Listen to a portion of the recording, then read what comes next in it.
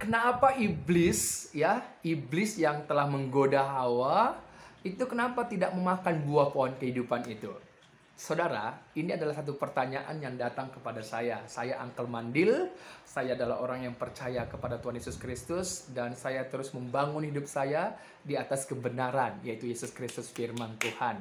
Ya, belajar mengisi hatiku dan biarlah hatiku dipimpin oleh Roh Kudus. Amin.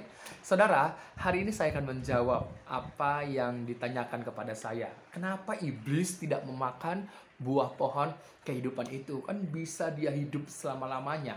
Nah, saudara, ingat satu hal bahwa iblis itu tidak mempunyai darah dan daging. Karena iblis adalah makhluk roh. Makhluk roh tidak mempunyai darah, tidak mempunyai daging, tidak mempunyai tulang.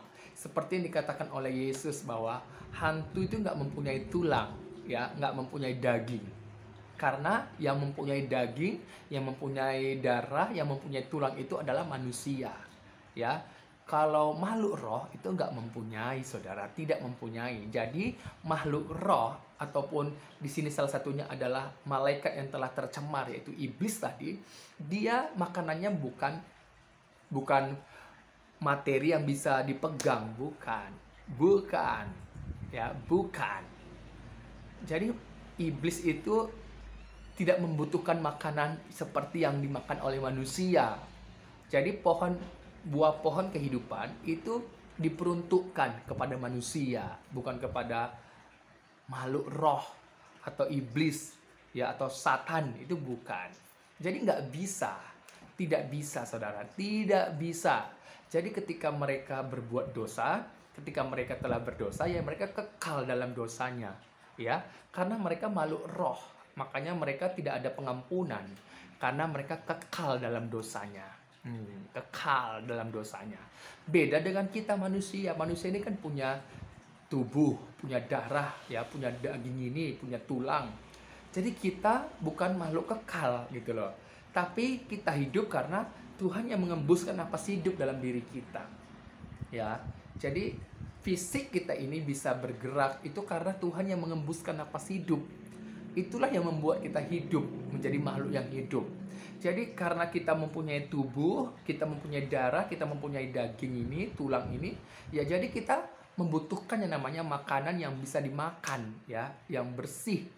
Dan salah satunya adalah buah pohon kehidupan, ya, itu diperuntukkan kepada kita karena kita adalah manusia. Tetapi ketika manusia itu telah jatuh ke dalam dosa, maka jalan kepada buah pohon kehidupan itu ditempatkan kerup untuk menjaga dengan pedang yang menyambar-nyambar, yang menyala-nyala. Supaya apa? Supaya manusia yang telah jatuh dalam dosa tadi itu tidak mengambil buah itu dan mereka makan, dan akhirnya mereka hidup di dalam dosa mereka gitu. Jadi Tuhan tidak mau seperti itu. Jadi ini sudah saya jawab Uncle Mandil bahwa iblis tidak memakan buah pohon kehidupan karena dia makhluk roh. Beda dengan kita, manusia yang punya daging, punya darah, punya tubuh, ya. Ini dia jawabannya. Tuhan Yesus memberkati.